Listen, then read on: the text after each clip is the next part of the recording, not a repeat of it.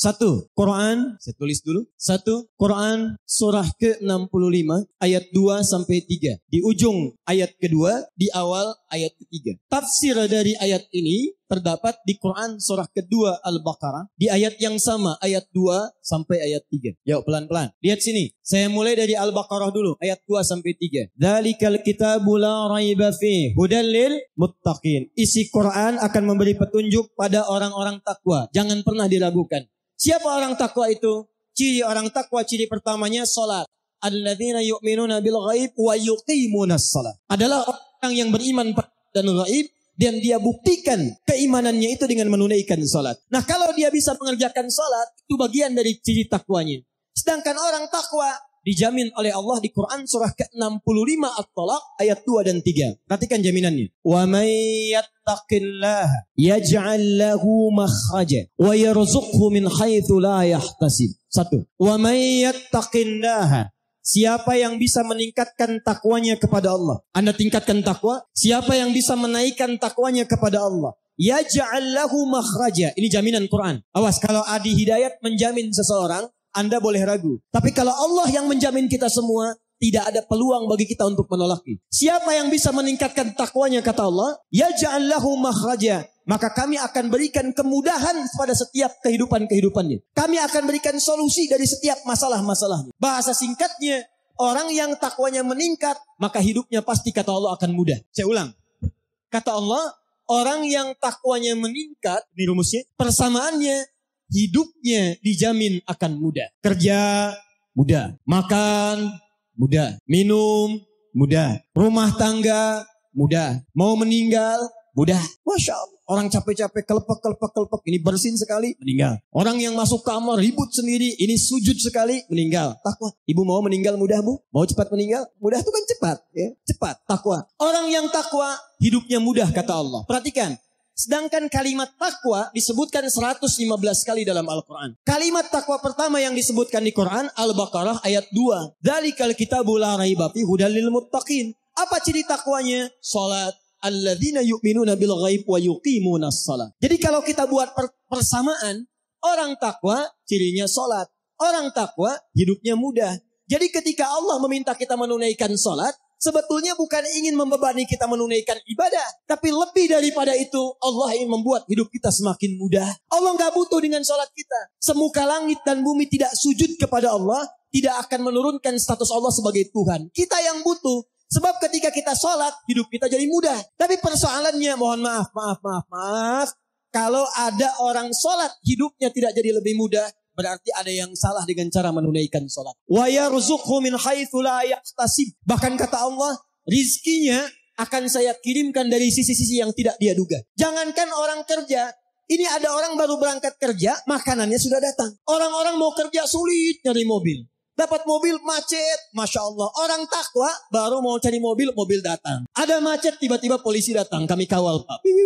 Sampai, Masya Allah. Orang takwa mengerjakan apapun kata Allah mudah. Rizki mudah. Hidup mudah. Sekarang pertanyaannya, maaf, siapa yang tidak pernah sholat? Angkat tangan. Yang subuh sholat, angkat tangan. Yang zuhur sholat. Yang asar sholat. Yang maghrib sholat. Isya sholat. Sholat. Hidup mudah tidak? Kerja mudah?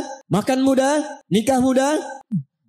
Masya Allah. Belum. Baik, lihat baik-baik sekali lagi. Kalau mudah, alhamdulillah ada kebenaran dalam sholatnya. Tapi kalau Anda dalam sholat saja, kita tunaikan kemudian tidak mendapatkan kemudahan dalam hidup. Sekali lagi, ada sesuatu yang kurang tepat dalam sholatnya. Tahan. Apa artinya sholat? Tuh, tiap hari sholat tapi tak hafal mana sholat. Apa artinya sholat? Doa. As-sholatu hiya doa di kitabul fiqih. Tapi asal kata sholat itu bukan doa. Sholat itu dari kata wasola yasilu silatan fahuwa sholatun. Sholat orangnya musalli. Wasola yasilu silatan. Asal kata sholat itu sampai dan terhubung. Kenapa diartikan doa? Karena setiap orang berdoa sampai hajatnya kepada Allah dan terhubung dengan Allah subhanahu wa ta'ala. Nah asal kata sholat itu punya hubungan yang kuat. Sholat punya hubungan yang sangat kuat dengan Allah subhanahu wa ta'ala. Saya punya hubungan yang kuat dengan Pak Bupati bisa. Atau dengan Bapak Gubernur. Maka hidup saya di Banten jadi lebih mudah. Pak Gubernur, abdi bade ka Labuan. Oh mangga, ya disayogikan foreigner. Berangkat ke Labuan. Mudah. Pak Gubernur, saya mau nengok ke kantor. Oh silahkan, kasih akses. Mudah. Jadi kalau Anda dekat dengan Gubernur, dekat dengan bupati, hidup Anda mudah di wilayah Anda. Tapi Anda keluar dari Banten, belum tentu mudah. Keluar dari Indonesia, belum tentu mudah. Kalau dengan manusia saja dekat bisa hidupnya mudah, apalagi orang yang dekat dengan Allah subhanahu wa ta'ala. Allah pemilik bumi. Keluar dari Indonesia dekat dengan Allah, mudah. Ke Malaysia, mudah. Maaf, ke Amerika, mudah. Ke Afrika, mudah. Jadi jaminan pertama dalam Al-Quran, orang yang benar salatnya akan punya hubungan dekat dengan Allah subhanahu wa ta'ala. Maka jaminannya, yaj'al lahu makhraja wa yarzuqhu min haitsu la yahtasib. 2. Quran surah ke-13 ayat ke-28. Ditafsirkan dengan Quran surah ke-20 ayat ke-14. Ala bidzikrillahi tatma'innul qulub. Yakinkan pada dirimu kalau zikirmu benar kepada Allah, maka dampaknya ke hati akan tenang. Tahan. Yakinkan pada dirimu kalau zikirmu itu benar kepada Allah, maka dampaknya ke hati akan tenang.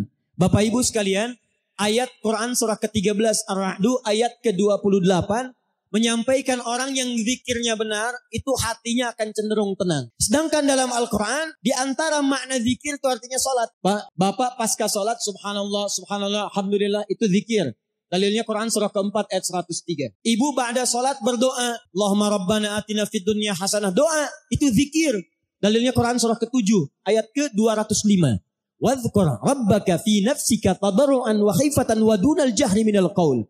Saat kita berdoa, ya Allah, ya Allah, ya Allah, itu zikir. Baca Quran. Ba'da salat Anda baca Quran. Al-Ikhlas, Al-Falaq, An-Nas, ayat kursi, 5 ayat pertama Al-Baqarah. Itu semua zikir. Dalilnya Quran surah ke-15 ayat ke-9. Inna nahnu nazzalna dzikra wa inna lahu lahafizun. Kami turunkan Al-Quran sebagai zikir.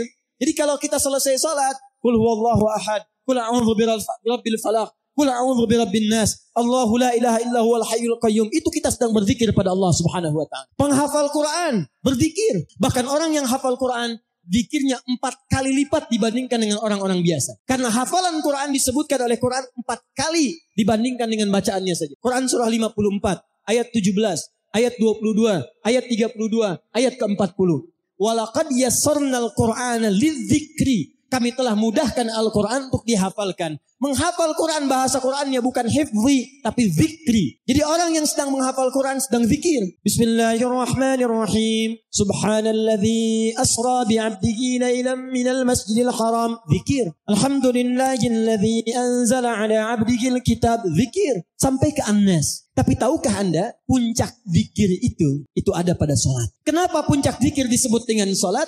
Karena salat menghimpun semua jenis zikir yang tadi disebutkan. Anda selesai salat mengucapkan Allahu Akbar, Allahu Akbar, Subhanallah, Alhamdulillah. Dalam salat bukankah Anda bacakan itu? Anda memulai salat Allahu Akbar. Mau ruku subhana rabbiyal azim wa bihamdi. Sujud subhana rabbiyal a'la. Kalimat-kalimat zikir yang biasa disebutkan muncul dalam salat. Baca Quran itu zikir. Bukankah dalam salat baca Quran? Al-Fatihah itu Quran. Setelah baca Al-Fatihah, kita baca Quran. Berdoa itu zikir. Bukankah salat disebut dengan doa? Ruku, doa. Duduk di antara 2 sujud, doa.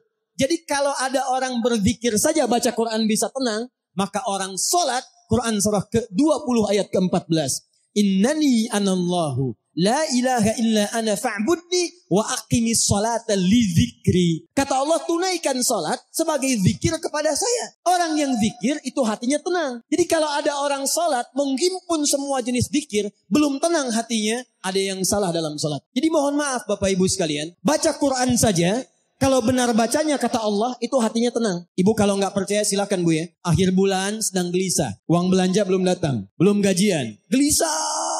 Kata Quran gampang. Tidak usah mengeluh. Jangan bikin status. Ini gaji belum turun nulis di Facebook.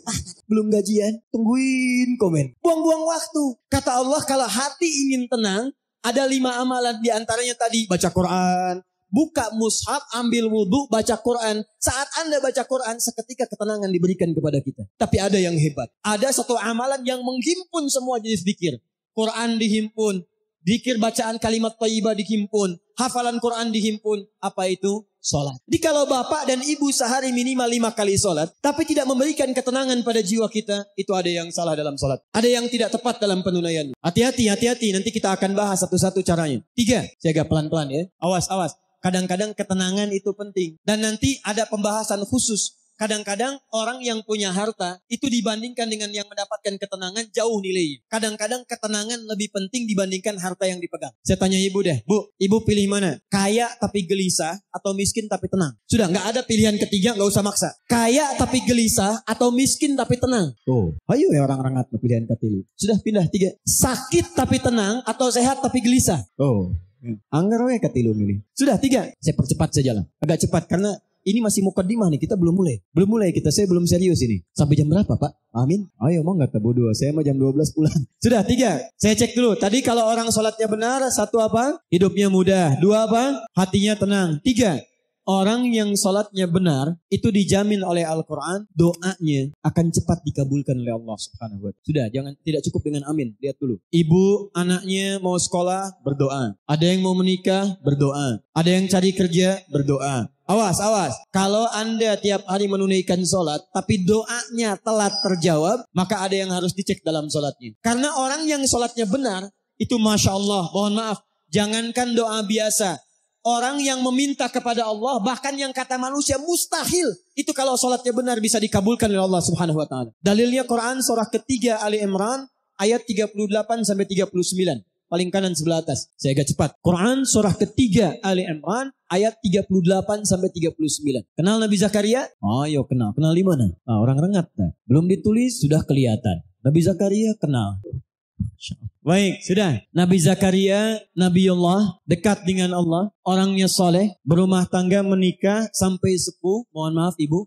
Istrinya divonis monofos, bahkan mandul. Menurut medis dan klinis, itu mustahil punya keturunan. Tapi apa yang dilakukan Nabi Zakaria? Melihat Sayyidah Maryam alaihissalam banyak beribadah di mihrab dekat dengan Allah. Lantas beliau berinisiatif untuk sholat di mihrab itu. Perhatikan sholat. Dalam sholatnya memohon kepada Allah. Di mihrab sholat, minta kepada Allah. Nanti kita akan lihat. Apa yang terjadi? Kita baca ayatnya. Hunalika da'a Zakaria Rabbah. Di mihrab itulah Nabi Zakaria berdoa kepada Allah Rabbnya. Qala Rabbi habli min ladunka dzurriyyatan thayyibah. Ia memohon, ya Allah, mereka mengatakan manusia saya tidak akan mungkin punya keturunan. Mereka katakan saya sudah sepuh, fisik saya sudah letih, rambut saya memutih, dan istri saya divonis secara medis sudah tidak mungkin punya keturunan. Monofos dan mandul. Maka saya mohon, ya Allah, berikan keturunan dari sisimu saja. Ini, awas, ini rumus dalam Quran. Kalau bapak ibu nanti mendapatkan gambaran dari manusia, ada tetangga, ada dokter, ada macam-macam mengatakan ini mustahil Pak. Ini nggak bisa Bu. Maka tafsir dari ayat ini ingin mengatakan, kalau manusia sudah mengatakan terbatas, tidak bisa, maka tinggalkan pendapat manusia, minta kepada Allah Subhanahu wa Ta'ala. Bagaimana cara mintanya? Lihat Nabi Zakaria. Qala Rabbi habli min ladunka dzurriyyatan thayyibah innaka sami'ud du'a. Ya Allah, manusia mengatakan saya nggak mungkin punya keturunan. Saya mohon darimu saja ya Allah, yang tidak punya batas dalam kuasa. Engkau pasti mendengar doa saya. Kalau pada yang maha mendengar saja tidak dikabulkan, kepada siapa lagi saya mesti minta? Nah, yang paling menarik, Nabi Zakaria itu mintanya dalam keadaan apa? Apakah sedang duduk? Apakah sedang makan? Apakah sedang tiduran? Lihat ayat 39. Begitu selesai berdoa, perhatikan, selesai berdoa, tiba-tiba turun malaikat. Fanadathul malaika wa huwa qa'imun yusalli fil mihrab. Tiba-tiba turun malaikat menyampaikan kepada beliau, annallaha yubashshiruka bi Yahya. Jadi baru selesai berdoa, turun malaikat, hei Yahya, hei Zakaria, kamu dapat kabar gembira dari Allah, kamu akan punya keturunan. Bahkan langsung namanya dari Allah, Yahya. Dari kata al-hayyu, artinya hidup. Yang mustahil kata manusia, lahir dari rahim seorang perempuan yang monopos dan mandul bayi yang hidup. Kata Allah, bagi saya nggak ada yang mustahil. Jadi hidup. Kapan dia berdoanya? Wa huwa qa'imun yusalli fil mihrab. Ternyata beliau berdoanya masih berdiri dalam salatnya. Nabi Zakaria salat Bu, berdoa kepada Allah. Salatnya belum tuntas. Perhatikan dahsyatnya. Salatnya belum selesai, doanya sudah dikabulkan. Belum selesai salatnya, kata Quran, qa'imun yusalli. Beliau masih berdiri dalam salatnya. Salatnya belum tuntas.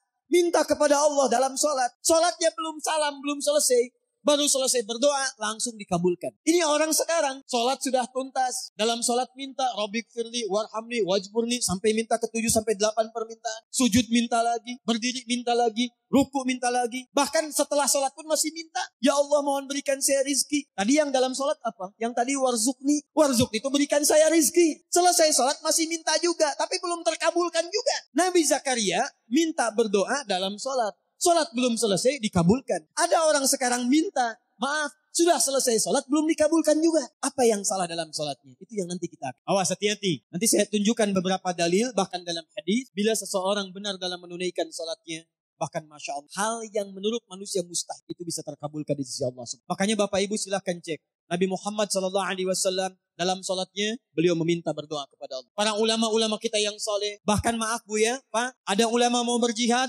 sholat pertama kali dilakukan. Ada yang mau nulis kitab, itu sholat dulu. Sholat. Begitu sholat dikerjakan, semuanya mudah. Itu yang menaklukkan Jakarta dari Portugis. Di Jakarta dulu, itu namanya bukan Jakarta, Sunda Kelapa. Berdekatan dengan Banten. Dikuasai oleh Portugis. Datang ke Indonesia, ke Nusantara lewat Malaka, Selat Malaka tahun 1511. Menguasai wilayahnya wilayah Portugis. Wilayah Sunda Kelapa. Siapa yang membebaskan itu? Namanya Fatahillah. Dikenal dengan Faletehan. Itu menantu Sunan Gunung Jati. Menikah dengan anak keduanya perempuan. Anak pertama namanya Muhammad, anak keduanya perempuan menikah dengan Fathullah atau Fatahillah. Datang kemudian ditugaskan untuk membebaskan Sunda Kelapa. Sebelum berangkat, sholat, wudu, minta kepada Allah. Begitu berangkat dimudahkan oleh Allah Subhanahu wa ta'ala. Wa ma ramaita idh ramaita.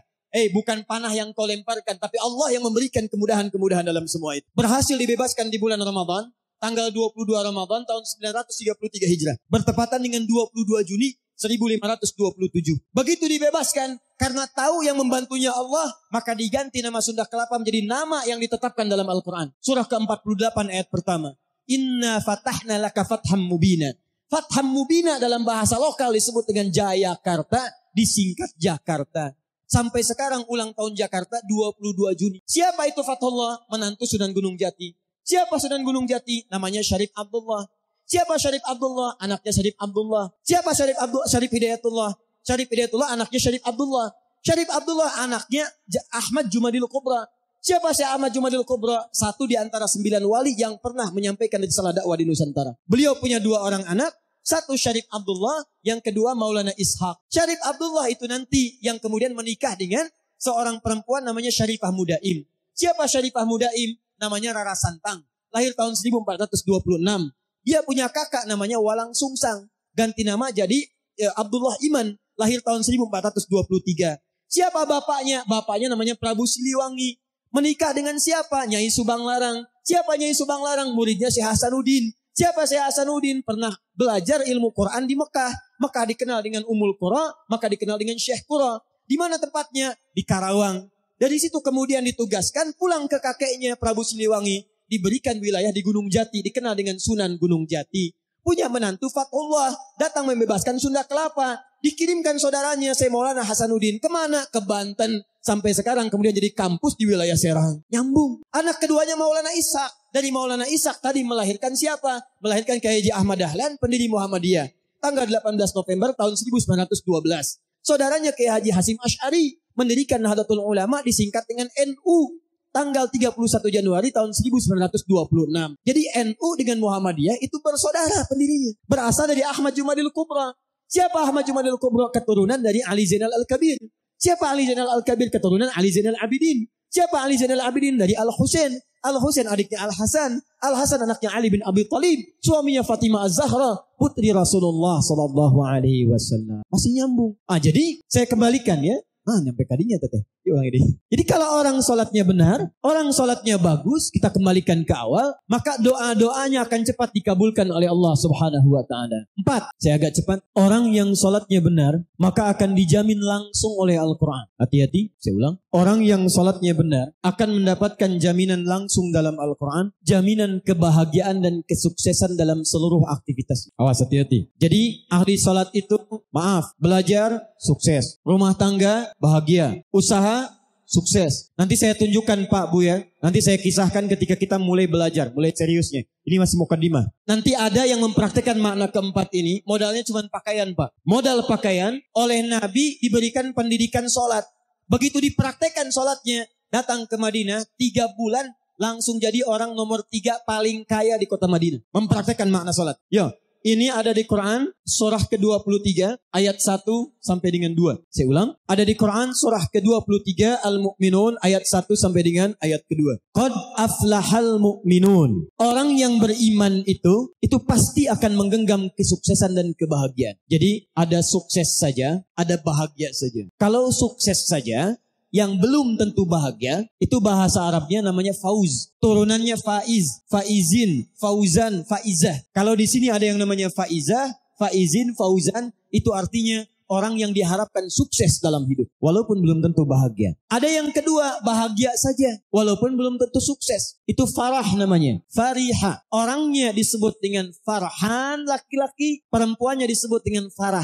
Kalau di sini ada yang namanya farhan, itu artinya orang yang diharapkan bahagia dalam hidupnya. Tapi belum tentu sukses. Ayo tadi, pilih mana? Miskin tapi bahagia atau kaya tapi gelisah? Kaya gelisah.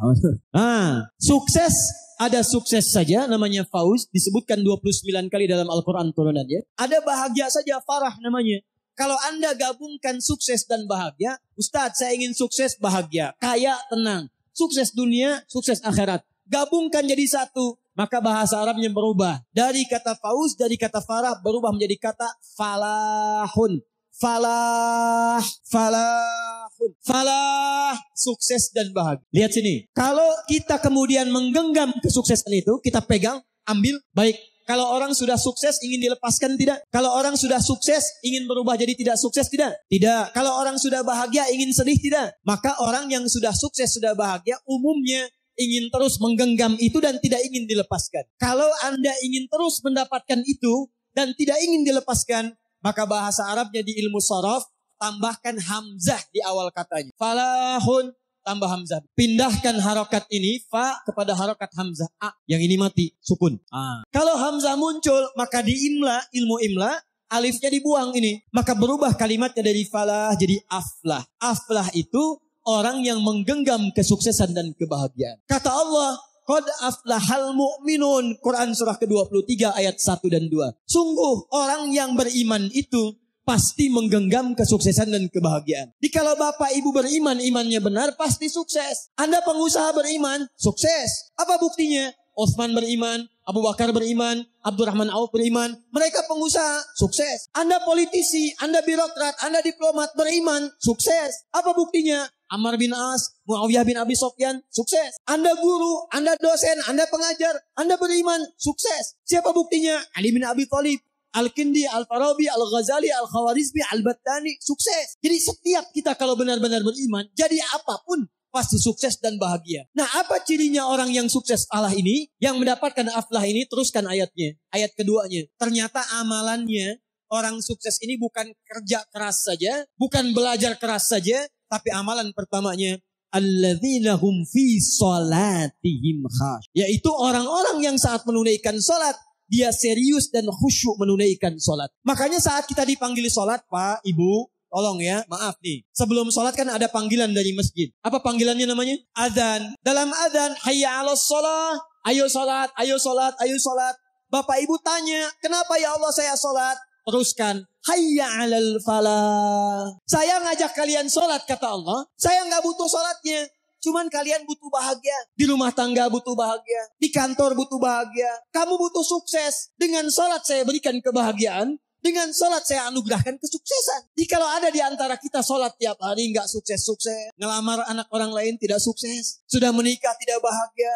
Jadilah jomblo sengketa. Sekarang jomblo dibagi 3. Ada jomblo syariah, ada jomblo fisabilillah, ada jomblo sengketa.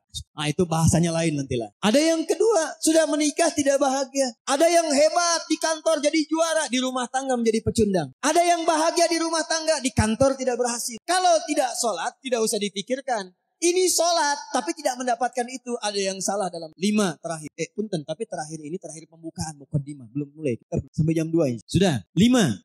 Masih semangat insya Allah. 5 orang sholat, maaf, pasti jadi orang baik. Baik, bahasa rangatnya bager. Sudah, saya ulangi. Orang sholat pasti jadi orang baik. Pelan-pelan, tahan sebentar. Yuk kita lihat keterangannya dalam Al-Quran. Fokus baik-baik. lihat sini. Ini saya tunjukkan dalam Quran dengan hadis bagaimana Allah menerangkan sifat-sifat orang sholat. Bapak Ibu sekalian, mari kita lihat turunan pertama Quran surah kedua Al-Baqarah ayat ke-45 sampai dengan 46. Ditafsirkan nanti di Quran surah keempat An-Nisa ayat 103. Dicontohkan di beberapa ayat di Quran seperti Quran surah ke-49 ayat 11 sampai dengan 12. Saya bacakan ayatnya dulu. Al-Baqarah ayat ke-45 sampai 46. Wasta'inu bis-sabri was-salat. Wa innaha lakabiratun illa 'alal khashi'in. Dan jika Anda punya persoalan, jika Anda punya permintaan, maka mintakanlah pertolongannya kepada Allah. Sabar dengan sabar. Jadi kalau sedang punya masalah, kata Allah jangan mengeluh. Awas, hati-hati. Kalau diturunkan masalah, kita mendapatkan ujian, maka kalimat Qur'annya jangan mengeluh. Tidak ada satupun ayat Qur'an memerintahkan kita mengeluh. Kalau ada ayat Qur'an satu ayat saja meminta kita mengeluh, maka saya akan jadi orang pertama yang mengeluh. Kata Qur'an, kalau Anda sedang punya masalah, sabar. Terima dulu. Karena Allah tidak mungkin menitipkan ujian kecuali kita sanggup menjalaninya. Rumusnya Quran surah kedua Al-Baqarah ayat 286. La yukallifullahu nafsan illa, Allah tidak akan menguji seorang hamba kecuali sanggup menjalaninya. Jikalau sekarang Bapak Ibu sedang punya masalah, masalahnya berat, susah, itu artinya cuman Bapak yang sanggup menjalaninya. Cuman Ibu yang bisa, yang lain tidak bisa. Makanya diberikan kepada Ibu bukan pada yang lain. Jangan katakan, ya Allah, kenapa mesti saya? Why me? Kata Allah, why not? Kenapa tidak? Kamu yang sanggup, yang lain tidak. Tapi yang menarik, perhatikan. Wassalah, lalu tunaikan salat. Bangun hubungan baik dengan Allah Subhanahu wa taala. Wa innaha lakabiratun illa 'alal khashiin.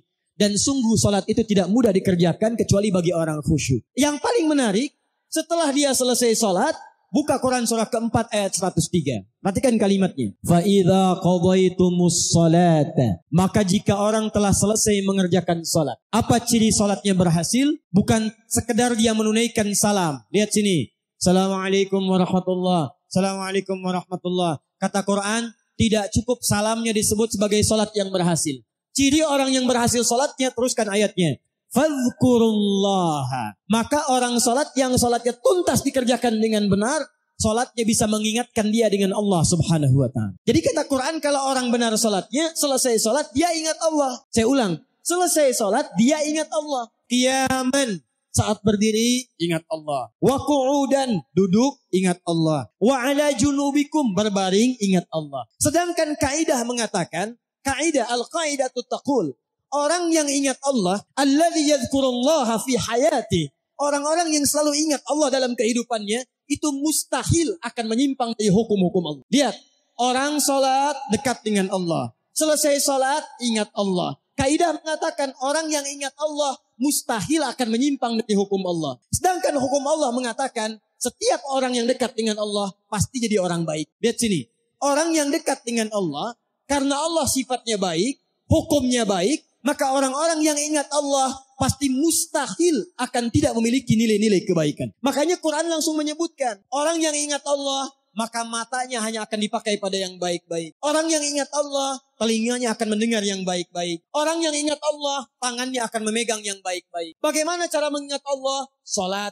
Karena itu orang yang selesai salat mustahil berbuat maksiat. Otomatis orang yang salat itu akan selalu berperilaku baik dalam kehidupan. Contoh nih Bu, Pak, apa fungsi mata? Melihat. Bapak Ibu punya mata, melihat. Kambing pun punya mata, kambing melihat. Sekarang apa bedanya mata orang rengat dengan mata kambing rengat? Kalau cuma melihat, kambing pun melihat. Kalau cuma melihat, elang pun melihat. Tuh lihat, elang naik sampai Gunung Karang, naik sampai ke awan. Anak ayam kelihatan. Ayam Bapak Ibu diambil elang, dari atas kelihatan. Orang menes naik pesawat, ngelihat anak sendiri nggak kelihatan. Apa bedanya mata kita dengan mata elang? Mata elang lebih tajam dibanding mata kita. Tapi elang tidak dihisab, kita dihisab. Quran surah 17 ayat ke-36. Inna sam'a wal basara wal fuada kullu ulaika kana anhu mas'ula. Sungguh pendengaran manusia, penglihatan manusia, bahkan pikiran manusia satu saat akan dihisab oleh Allah Subhanahu wa taala. Kalau mata biasa dipakai melihat saja, tapi tidak melihat yang baik-baik, maka hisabnya akan berat bagi orang yang punya mata. Maka itu turun ketentuan di Quran surah ke-24. Ayat 30 untuk laki-laki, ayat 31 untuk perempuan. Perhatikan kalimat Quran. Qul lil mu'minina yaghuddu min absarihim. Katakan pada orang-orang yang beriman. Ciri orang beriman itu salat.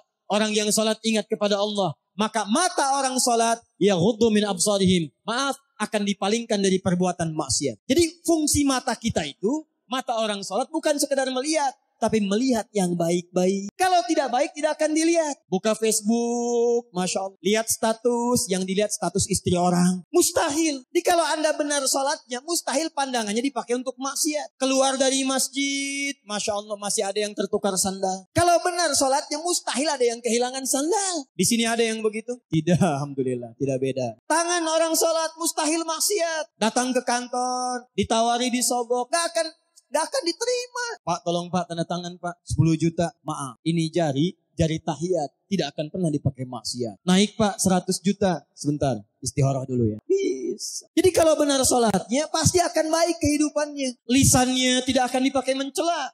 Turun Quran surah 49 ayat ke-11. Ya ayyuhalladzina amanu iman. Iman pasangannya amal soleh. Turunan amal soleh, sholat. La yashar qaumin qaum, jangan saling mencela. Jadi kalau ada orang sholat masih mencela, ada yang salah dalam sholatnya. Ini belum sholat sudah dicela imamnya. Siapa imamnya? Oh si fulan.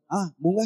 Oh, Masya Allah. Itu. Ada orang sekarang suka mencela? Ada yang suka bertengkar? Ada. Kalau orang itu sholat, berarti ada yang salah dalam sholatnya. Ini mau sholat subuh, sibuk, ribut. Yang satu kunut, yang satu tidak. Gara-gara kunut saling mencela. Akhirnya ujung-ujungnya nggak pada sholat. Itu yang salah. Saya pernah tugas di Mekah tahun 2010. Itu begitu menerima jemaah kamu. Tiba-tiba kemudian sholat Isya. Yang jadi imam Syekh Sudes. Di Saudi itu kan mazhabnya Hambali. Kalau baca Fatihah, bismillahnya disirkan Pak. Di cara baca bismillah itu ada 4. Hadisnya 70 Pak. Hadis bismillah itu 70 hadis. Semua bersambung pada Nabi. Caranya ada 4.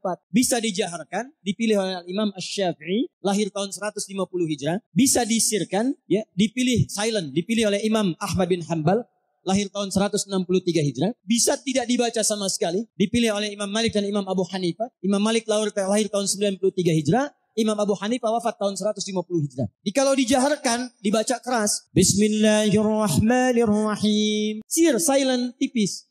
Jadi kalau silent, tidak usah dikencangkan. Ini silent, sir, tapi ditempelkan ke mic. Bismillahirrahmanirrahim. Itu sama dengan jahar. Bisa tidak dibaca sama sekali. Alhamdulillahi Rabbil Alamin. Jamaah pertama Indonesia datang ke Mekah. Salat dipimpin Syekh Sudes. Mazhabnya Hambali. Bismillahnya sir.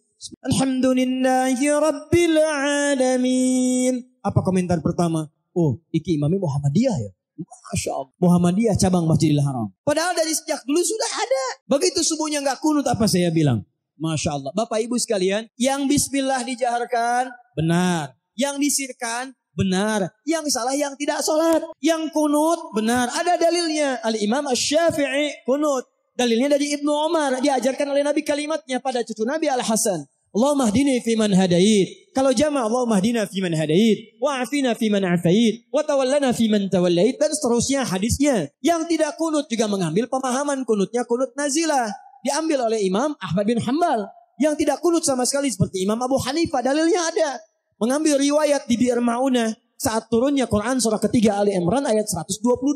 Laisa laka minal amri syai'un aw yatuba 'alaihim aw yu'adzibahum fa innahum zalimun. Dipilih oleh para ulama. Zaman Nabi itu sudah ada contohnya.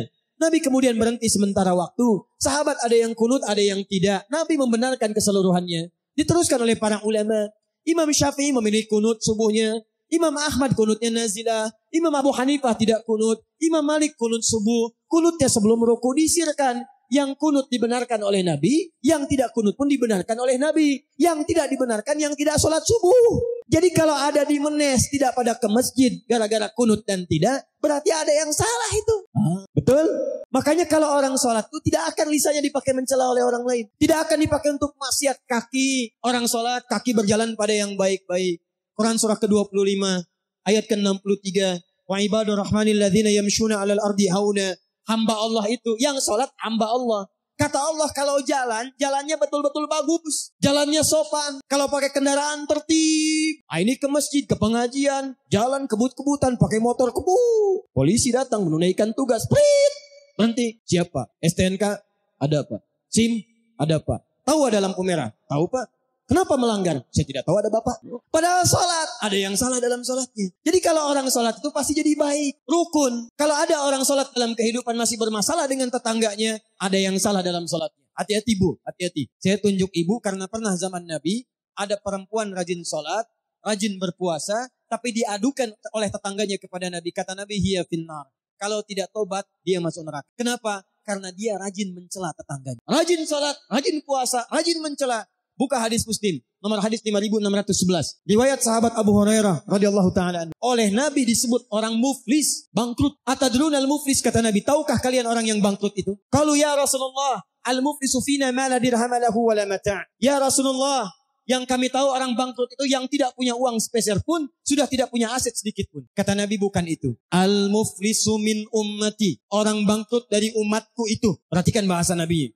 Bukan umat Nabi Musa, bukan umat Nabi Isa, tapi kata Nabi umatku. Ada orang yang ngaku umat Nabi Muhammad, di dunianya sholat, di dunianya puasa, tapi kata Nabi bangkrut pahalanya. Ya'ti yaumal qiyamati bisolatin. Datang di hari kiamat dengan pahala sholat yang banyak. Dirajin sholatnya. Sholat sunnah dikerjakan, tahajud dikerjakan, Masya Allah. Belum subuh sudah nunggu di masjid. Wasyamin, puasa rajin. Puasa Daud, puasa Senin, Kamis, Ayamul Bid. Wa zakatin, zakat tidak tertunda. Maaf, wa ya'ti qad syatama hada. Cuman sayang, dia juga rajin mencela orang. Rajin sholat, rajin mencela. Wa qadhafa hada, rajin menuduh orang lain. Wa akala mala hada, rajin mengambil hak orang lain. Sekarang korupsi, bahasa keren. Wa daraba hada, senang berkelahi. Wa safaka dama hada, ada yang menumpahkan darah dengan menyebut nama Allah. Tembak orang lain, Allahu Akbar. Bom orang lain, Allahu Akbar. Tanpa dengan kaidah yang dibenarkan. Kalau ada yang seperti itu, rajin sholat, rajin mencela, lihat kalimatnya. Tu'khadhu hadha min hasanati wa hadha min hasanati.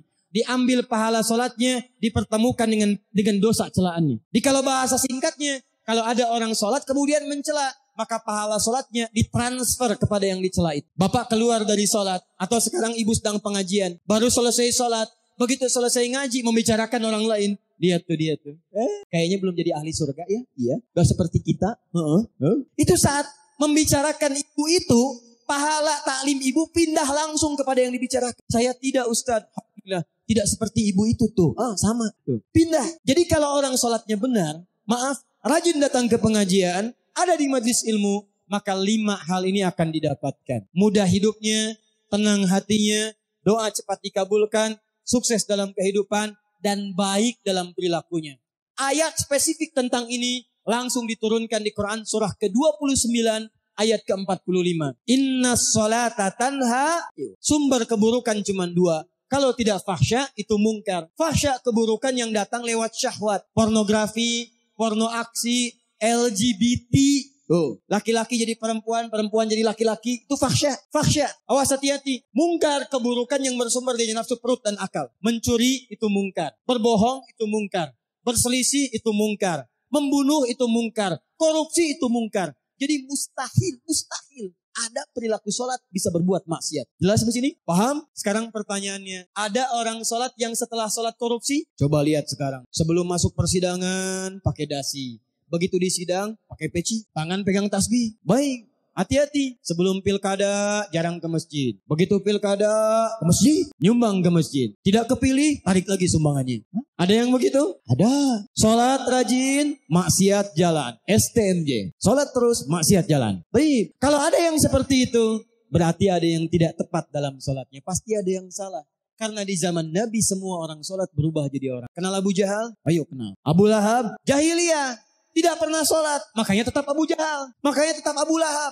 Tapi lihat, Umar tadinya keras. Umar itu jawara, Pak. Jawara zaman jahiliyah. Di jawara itu bukan zaman sekarang saja. Umar itu luar biasa. Pekerjaan Umar hampir tiap hari itu nantangin orang. Siapa yang berani dengan saya bertemu di Bukit A. Tapi sebelum datang duel dengan saya, pamit pada ibu yang telah melahirkannya. Karena dia akan pulang tanpa nama. Umar. Tapi begitu dia masuk Islam, hasuna Islamu, bagus keislamannya. Menunaikan sholat, Allahu Akbar. Jadi pembela Nabi nomor 1. Kerasnya berubah jadi tegas. Jauhnya berubah jadi perhatian. Semua orang-orang yang masuk Islam zaman jahiliyah. Jahiliyah kenapa disebut jahiliyah? Karena tidak kenal dengan kebaikan. Mabuk tiap hari, Pak. Jadi kalau ada yang sekarang mabuk, dia ketinggalan zaman, telat. Karena orang jahiliyah sudah duluan mabuk. Jadi kalau di Menes masih ada yang mabuk, sampaikan pada orang itu, kamu telat, kamu ketinggalan zaman. Karena zaman jahiliyah sudah ada yang mabuk. Kalau sekarang ada zaman orang masih berkelahi, senang tawuran, senang bertengkar, itu ketinggalan zaman. Zaman jahiliyah hampir tiap jam, Pak. Hampir tiap menit. Tapi hebatnya, diutus Nabi, diajarkan. Yang tadinya mencela berubah. Yang memukul jadi merangkul. Yang jauh jadi dekat. Maaf. Yang baragajul jadi baiknya luar. Semua kemudian berubah jadi nilai-nilai kebaikan. Dengan apa? Sholat. Karena itulah amalan pertama yang diturunkan oleh Allah kepada Nabi dan umatnya. Itu bukan zakat, bukan puasa, bukan haji, tapi sholat. Pertanyaannya, maaf, sholat subuh berapa rakaat zaman Nabi? Zaman Nabi tidak tahu. Allahu Akbar. Sholat subuh berapa rakaat zaman Nabi? 2. Baik. Sholat maghrib, sholat asar, sholat isya, sholat zuhur. Baik, zaman sekarang berapa rakaat sholat subuh? 2. Salat maghrib, salat isya, jadi rakaatnya berubah tidak? Zaman Nabi takbirnya kalimatnya apa? Zaman sekarang, Allahu Akbar. Salamnya apa? Assalamualaikum. Zaman sekarang, baik, salatnya sama, rakaatnya sama, bacaannya sama. Pertanyaan apa beda? Zaman dulu orang salat jadi baik. Kenapa zaman sekarang orang salat jadi keluar dari kebaikan? Berarti ada cara yang tidak tepat dalam menunaikan. Abdurrahman bin Auf itu modalnya pakaian, Pak. Diajarkan salat, praktek salat, Allah tiba-tiba begitu dipraktikkan 3 bulan. Setahun nomor 1 paling kapaknya terbuat dari. Nah sekarang apa seorang dengan sholat sukses, tenang, doa dikabulkan, jadi orang baik dan dekat dengan Allah. Di sinilah kita mulai ujian. Jadi ini baru boleh minum sebentar? 30 menit ya. Siap insya Allah? Kalau ada orang sholat tidak mendapatkan 5 hal ini, maka Al-Quran mengatakan cuma 2 penyebab. 1, besar kemungkinan orang sholat ini tidak khusyuk menunaikan sholat. Dalilnya Quran surah kedua ayat 45 sampai 46. 2, maaf, besar kemungkinan kata Al-Quran, orang sholat ini tidak paham, tidak mengerti apa yang dibaca dan dilakukan dalam sholat. Takbir tapi tidak paham bacaan takbir. Sujud tidak mengerti kenapa mesti sujud. Karena ternyata Bapak Ibu sekalian, mohon maaf, semua bacaan dan gerakan sholat itu ada artinya. Jadi kita bukan cuma bergerak dari mulai ngangkat takbir sampai salam. Ini ngangkat ada maknanya Pak. Dan Nabi mengajarkan itu. Makanya diatur posisi tangan. Kenapa sejajar dengan bahu hadwaman kibaihi. Di Al-Bukhari sama dengan di Muslim nomor hadis 319. Di Al-Bukhari nomor hadis 711. Kemudian ada yang sejajar dengan daun telinga. Di An-Nasai nomor hadis 1101. Kenapa bacaannya Allahu Akbar. Abu Daud nomor hadis 857. Kenapa tangannya disimpan yang kanan menutup punggung yang kiri. Ini ada maknanya. An-Nasai nomor hadis 866. Kenapa bacaan doa iftitahnya ada sampai dengan 11 doa. Ada yang Allahumma ba'id. Ada yang wajah tuh, ada yang bacaan singkat, dan seterusnya. Kenapa rukunya sampai sejajar dari ujung kepala sampai dengan bagian belakang tubuh? Semua ternyata ada maknanya. Nah kebanyakan orang sholat, kata para ulama, saat belajar tentang sholat itu, hanya belajar bacaan dan cara sholatnya saja, tapi tidak memahami tentang makna sholatnya. Silahkan kalau ditanya bagaimana bacaan takbir, Allahu Akbar. Bagaimana tangannya angkat sejajar dengan bahu. Tapi ketika ditanya kenapa tangannya diangkat, apa maknanya? Hampir orang sholat tidak memahami tentang pemaknaan makna-makna gerakan dan bacaan sholat. Karena itu hari ini kita akan bahas 1 saja. Karena kalau saya bahas ini ada 23 bab, 23 pasal. Satu bahasan bisa 2 jam. Ya, jadi sekarang kita akan ambil 1 bagian saja. Kita ambil contoh bagaimana petunjuk sholat yang diajarkan oleh Nabi SAW.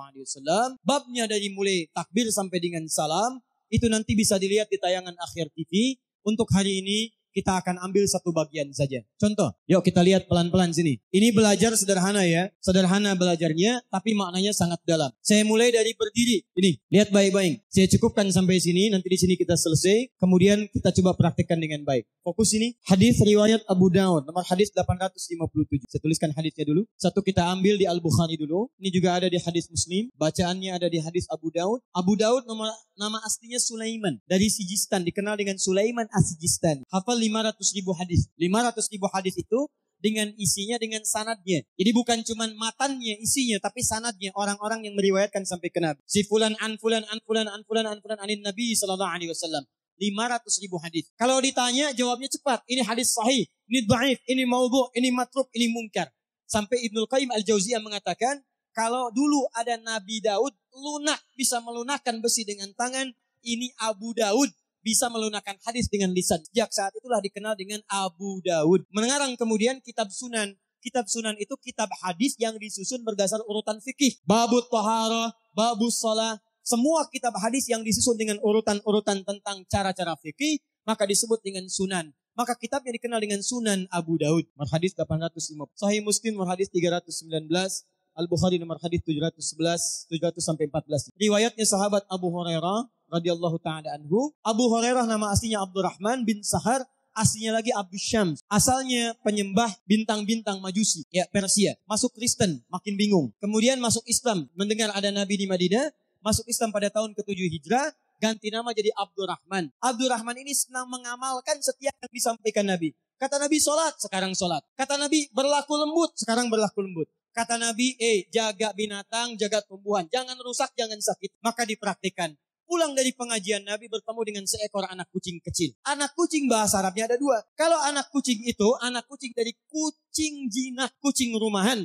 Maka bahasa Arabnya disebut dengan kittun, kucing rumah, kittun. Diserap ke bahasa Inggris oleh orang Inggris jadi kitty. Kitty itu bahasa Arab, kittun, kitty, kucing rumah. Maka sekarang berubah jadi bantal, jadi spray, dikenal dengan Hello Kitty. Nah itu banyak Pak, bahasa Inggris dari bahasa Arab. Sugar, gula, dari bahasa Inggris. Dari bahasa Arab, sukar, gula. Apalagi bahasa Indonesia, ya, bahasa Sunda itu banyak diserap dari bahasa Arab. Beteng, batnun, ya. Dari bahasa Arab, punduk, ya. Ada hadis palsu, riwayat orang Sunda, mungkin orang Menes ini, dengan orang Jawa. Bergabung dua-duanya untuk menunjukkan begitu gampangnya bikin hadis palsu. Ya. Afdalu dahri bifaisil laili, kucipa wa kulipa wa ubina hatta karusa udamuhu. Fa idza bukhila faduriba funukuhu hatta utiha. Rawahu Syaikhan. Diriwayatkan oleh 2 orang syekh, 2 orang sepuh. Afdalu dahri, dahar yang paling afdal, bifaisil laili dengan pais lele. Kucipa kasih kecap sedikit, wa kulipa tambahkan kerupuk. Hatta karusa udanguhu sehingga terasa udangnya. Fa idza bukhila, apabila kebehelan, kasalak, faduriba unukuhu, pukul punduknya salah samarat 3 kali. Hatta utiha, sampai utah. Rawahu Syaikhan, diriwayatkan oleh 2 orang sepuh. Tuh, orang Sunda, hadis palsu. Nah ini. Nah, itu kucing jinak. Kalau kucingnya kucing liar, maka orang Arab menyebutnya dengan hurratun, hurrah. Hanya besar. Hurratun, kucing liar. Anaknya disebut dengan Hurairah, anak kucing liar. Satu kali pulang dari pengajian Nabi, menemukan seekor anak kucing liar. Kehilangan induknya, dicari-cari. Meong, meong, meong, meong, meong, meong. Tidak ada induknya. Dipraktikkan hadis Nabi, diambil anak kucingnya, dirawat oleh beliau. Malam diberikan selimut supaya tidak kedinginan. Lapar disuapi, kemana-mana dibawa, dimasukkan jubahnya. Satu ketika jalan berpapasan dengan Nabi, keluar anak kucingnya. Begitu keluar kata Nabi, anta Abu Hurairah. Kamu bapaknya anak kucing kecil. Tidak ada yang paling sayang pada anak kucing.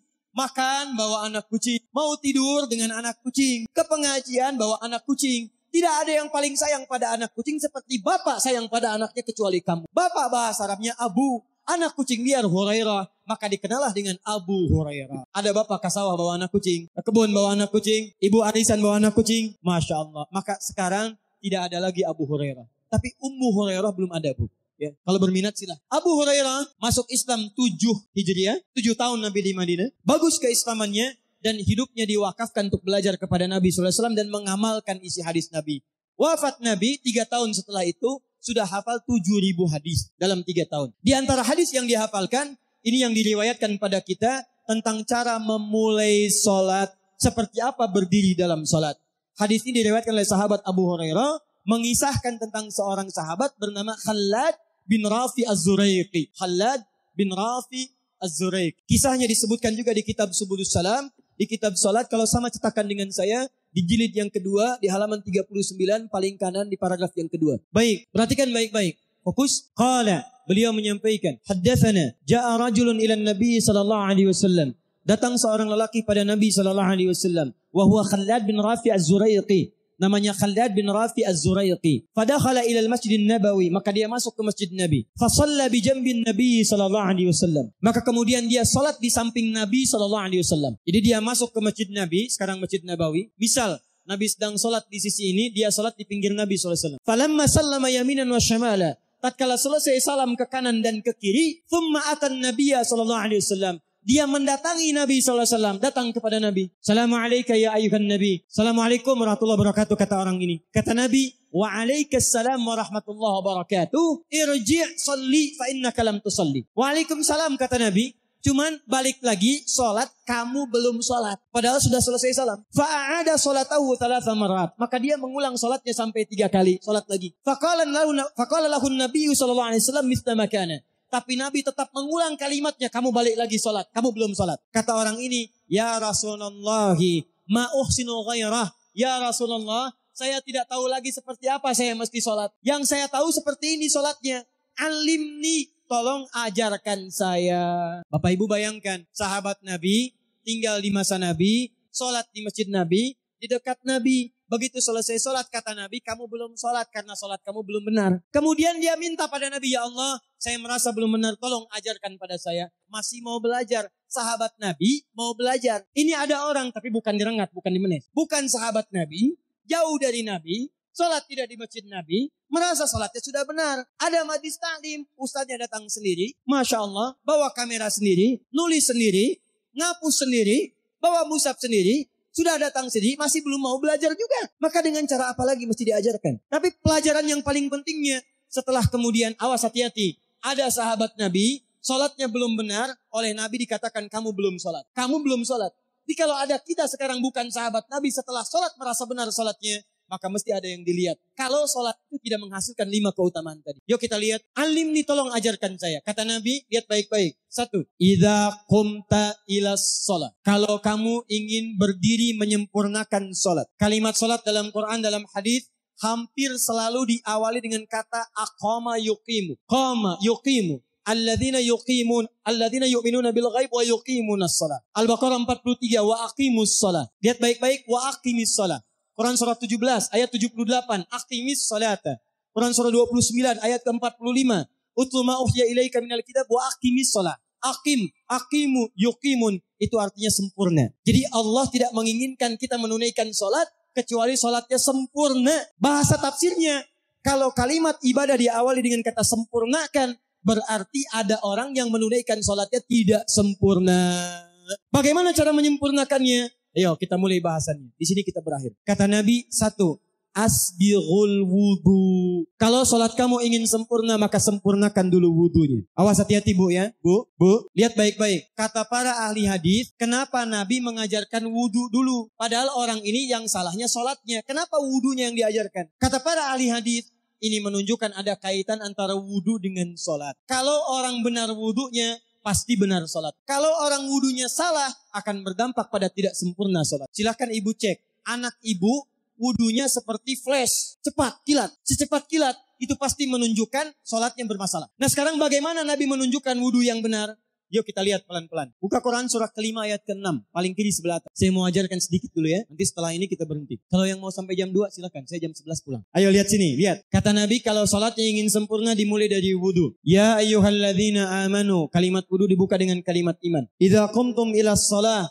Kalau kamu ingin sempurna dalam menunaikan salat. Faghsilu wujuhakum. Maka mulai dengan menyempurnakan wudu. Lihat baik-baik. Saya tidak bermaksud mengajarkan, hanya mengulang kembali apa yang kita pelajari. Yang pokok dalam wudhu itu ada 4. Sisanya sunnah. Awas, kalau yang 4 ini tidak sempurna maka batal wudhunya. 1. Faghsilu wujuhakum. Basuh wajahnya. Kalau disebutkan wajah dalam bab wudhu, itu tidak ada yang lain kecuali bagian tampak muka. Ya? Kalau yang punya jenggot, itu termasuk janggutnya di selai-selai. Kalau bapak kalau tidak punya jenggot atau belum punya jenggot, tidak usah maksa. Karena sunnah dalam hadis jenggot itu, sunnah merawat. Bukan menumbuhkan. Silakan buka tentang babul liha, bab jenggot. Itu hadis-hadis tentang sunnah jenggot, sunnah merawat. Merawat bagi yang punya jenggot. Tapi yang tidak punya jenggot jangan dipaksakan. Beli arang, sok. Beli timun, tidak usah. Ya, tapi kalau ada jenggotnya silakan rawat dengan baik supaya menampakkan nilai-nilai kemuliaan. Tahan. Sekarang kita mulai. Bagaimana cara berwudu yang baik? Perhatikan baik-baik.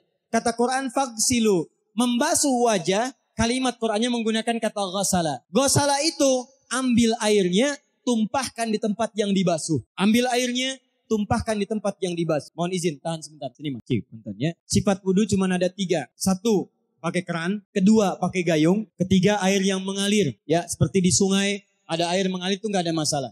Tapi kalau menggunakan gayung atau semisalnya, Nabi itu diriwayatkan dalam hadis itu sangat menghemat air. Bahkan pernah beliau kemudian berwudu, kalau kita kemudian hitung, itu hanya sejumlah Pak, seaqua gelas Pak, cukup. Atau yang kedua menggunakan keran ya.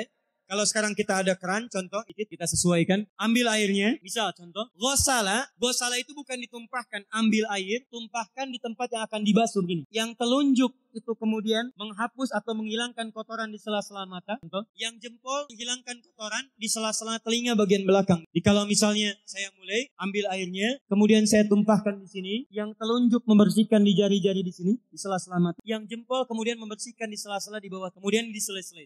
Tahan sebentar ya, ini praktek dulu sebentar. 2. Wa aidiakum ilal marafiq, ini yang sering keliru. Dan tangan sampai siku. Ingat, tangan bahasa Arabnya yadun. Tapi dalam ibadah itu selalu diberikan batas. Misal, ini kafun, ini asabi', ini sampai sini rusghun. Sampai sini, Bapak Ibu sekalian, ini namanya mirfaq, jamannya marafiq. Sampai sini katif. Dari sini ke sini itu yad, tangan. Dalam bab salat, bab wudu, bab ibadah, Tidak pernah Al-Quran dan hadis menyebutkan tangan kecuali diberikan batasnya. Contoh, kita saat akan takbir, Allahu Akbar. Lihat An-Nasai nomor hadis 886.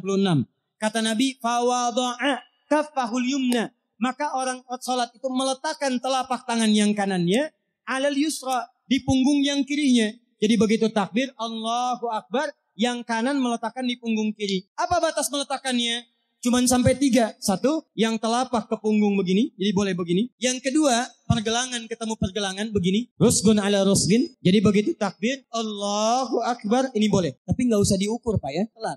Allah, pas cepat. Boleh nanti lebih sedikit ke sini. Yang tidak boleh, awas, ini dilarang dalam hadis. Yang tidak boleh kata Nabi, jangan engkau bersedekap seperti orang sombong. Kata para ulama bagaimana? Ketika tangannya bertemu dengan mirfaknya begini. Nah ini awas, sedekap yang dilarang, hati-hati. Kadang-kadang ada orang menes ke puncak subuh-subuh sholatnya begini. Ya, awas nih. Cuman 3, kalau tidak begini, begini, atau begini. Dan saat mengangkat itu cepat Pak. Hadisnya cepat. Fawado'a. Fa itu di ilmu nahu harfu atfin, rabitin, baina syai'aini bila hudud. Huruf yang menyambungkan 2 peristiwa tanpa jeda, cepat. Jadi antara mengangkat dengan meletakkan langsung. Angkat, Allahu Akbar.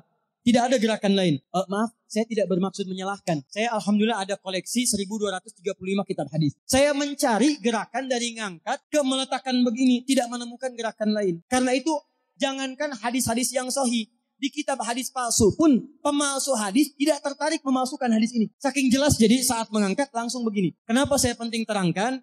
Karena ada sebagian saudara-saudara kita merasa tidak enak, Ustaz. Kalau saya takbir masa kiri duluan. Sedangkan kiri kurang bagus, yang bagus kanan. Saya mah pengennya begini aja lah. Begitu takbir kanan duluan baru tutup dengan kiri. Jadi begitu diangkat, Allah kanan masuk, kiri begini tutup. Kadang-kadang kaki naik dikit. Itu maaf, saya tidak bermaksud menyalahkan, tapi saya belum menemukan hadisnya. Dan pemalsu hadis pun tidak tertarik memalsukan hadis ini. Karena saking jelasnya, angkat tutup. Jelas ya?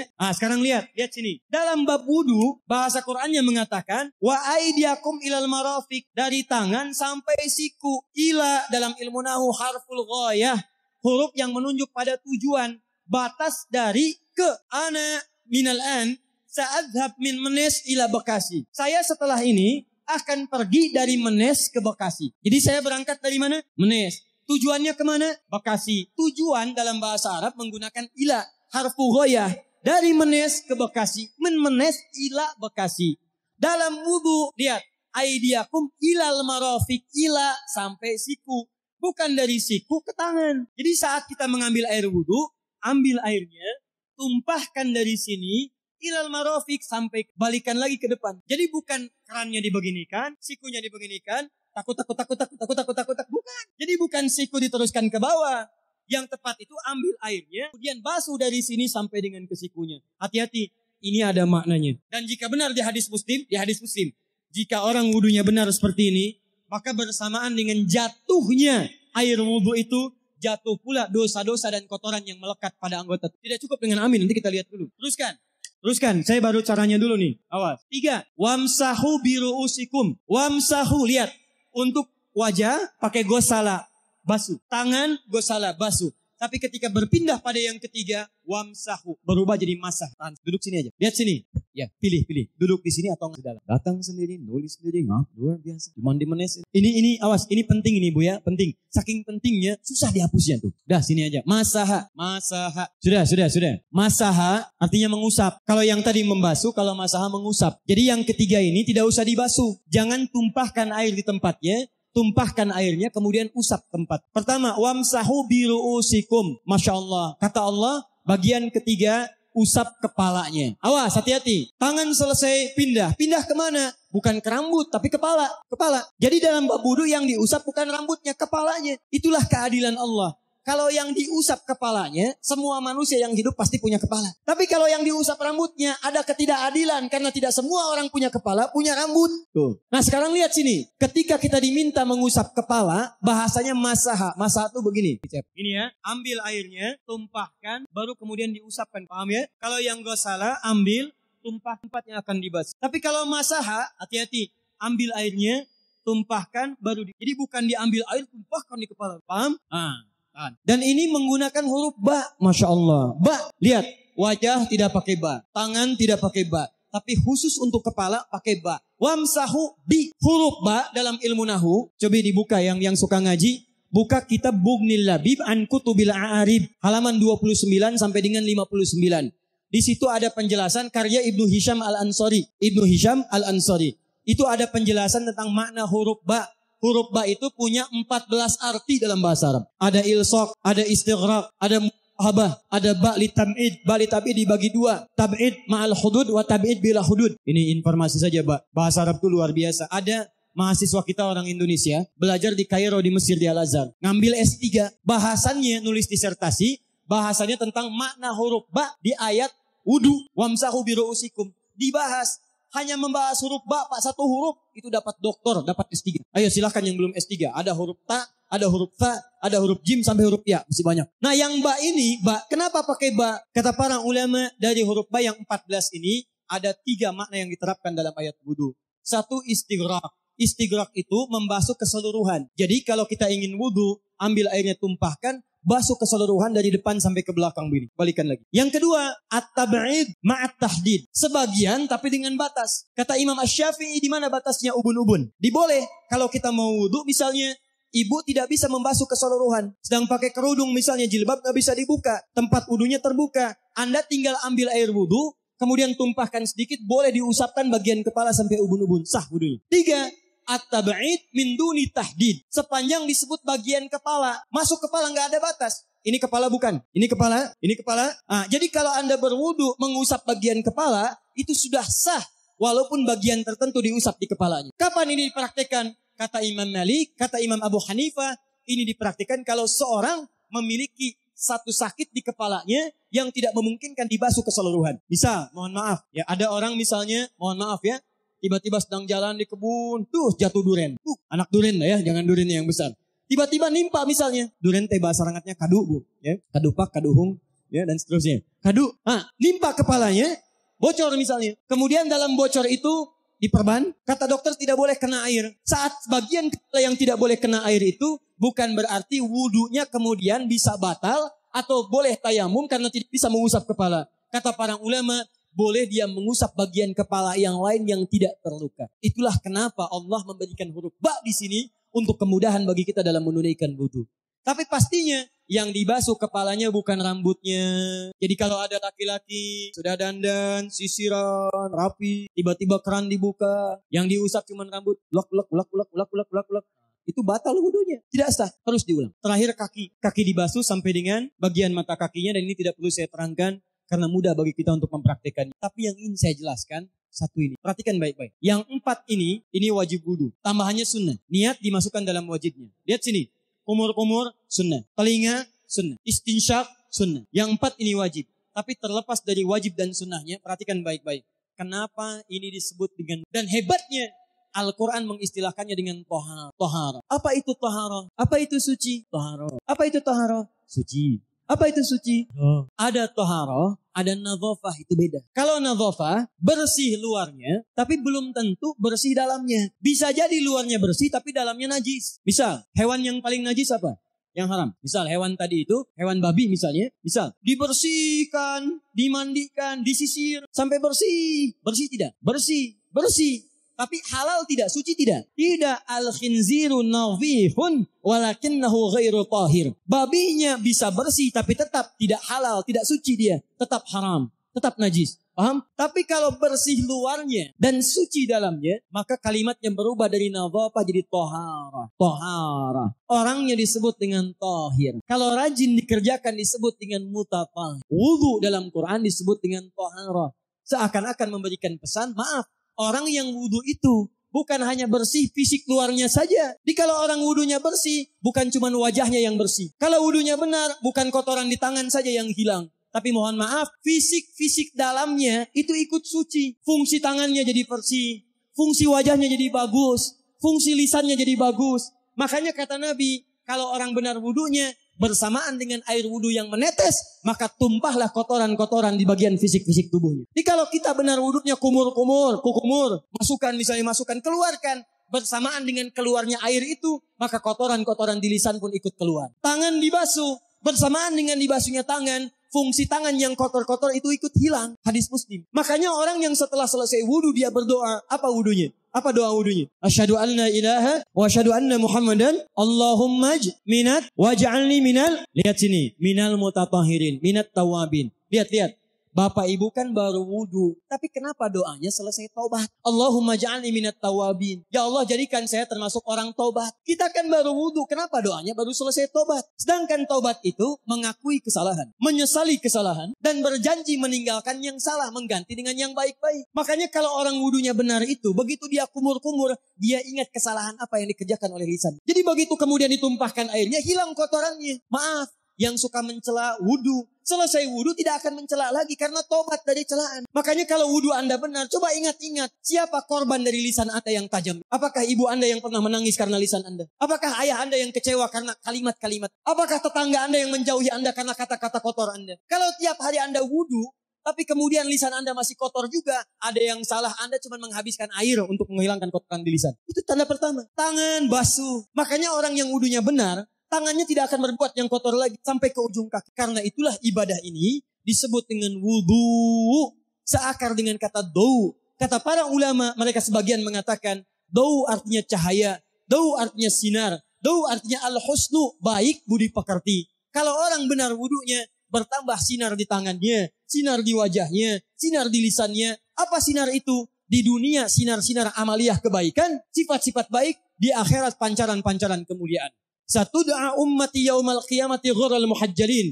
Akan dipanggil umatku di hari kiamat dengan banyak cahaya melekat di tubuhnya. Tangannya ada cahaya, matanya ada cahaya, wajahnya bercahaya, kakinya bercahaya. Cahaya apa itu? Kata Nabi, min atharil wudu, dari bekas wudunya. Jadi kalau kita benar wudunya, itu kita jadi orang baik. Ada cahaya kebaikan dalam diri kita. Itu yang disebut dengan tawabin. Makanya kalau Bapak Ibu tiap hari wudu, Allahumma ja'alni minat tawabin. Tapi mulut tidak tobat, tangan tidak tobat, kaki tidak tobat. Ada yang salah dengan wudunya. Waj'alni minal mutatahhirin. Jadikan saya orang bersih dan suci. Jadi kalau selesai wudu, pakaian bersih, wajah bersih, tangan bersih. Ini pakaian bersih, pakai jas, pakai dasi. Tapi tangan tidak bersih, korupsi juga, mencuri juga, menipu juga. Ada yang salah dalam wudunya. Kalau kita bisa mengerjakan wudu ini dengan baik, maka naik status kita. Disebut sebagai, langsung oleh Al-Quran. Disebut hamba yang dicintai oleh Allah Subhanahu wa taala. Quran surah kedua Al-Baqarah ayat 222. Saya tutup, lihat ayatnya, di ujung ayatnya. Innallaha yuhibbut tawwabina wa yuhibbul mutatahhirin. Sungguh Allah akan sangat mencintai orang-orang yang tobat dan orang-orang yang terbiasa untuk bersuci. Kita selesai wudu mengatakan, Allahumma ja'alni minat tawabin waj'alni minal mutatahhirin. Dijawab oleh Allah, innallaha yuhibbut tawabin wa yuhibbul mutatahhirin. Karena itulah orang yang rajin wudu adalah orang-orang yang dicintai oleh Allah Subhanahu wa taala. Jadi kalau Bapak Ibu, maaf ya, sekarang cek. Kalau batal wudu, pengen wudu lagi. Tidak hanya saat sholat. Sekarang batal wudu, ingin wudu. Batal wudu, ingin wudu. Itu tandanya Bapak Ibu sedang mendapatkan cinta dari Allah Subhanahu wa taala. Tapi hakikat cintanya bukan pada wudunya, tapi berubahlah orang itu menjadi baik dan dekat dengan Allah Subhanahu wa taala. Ini hanya sekedar contoh dalam pembukaan majlis ta'lim ini, majlis ilmu di tempat ini. Jadi saya berharap pertama, mudah-mudahan majlis ilmu yang akan diresmikan ini dengan izin Allah Subhanahu wa taala bukan sekedar tempat, tapi di dalamnya ada aktivitas yang bisa mengangkat iman dan kedekatan kita dengan Allah Subhanahu wa taala. Cara mengangkat iman itu dengan amal soleh. Maka tolong materi-materi yang dibahas di majlis ilmu, tolong bahas tentang pembahasan-pembahasan amal soleh. Orang tua kita sudah memulai, ada kitab taharah amal soleh, kitab salat amal soleh, kitab saum amal soleh, kitab zakat amal soleh, kitab taharah amal soleh. Tolong dibahas, dibuat kurikulum sehingga pelajaran-pelajarannya semakin terarah, jelas pelajarannya dan bisa digunakan dalam kehidupan kita.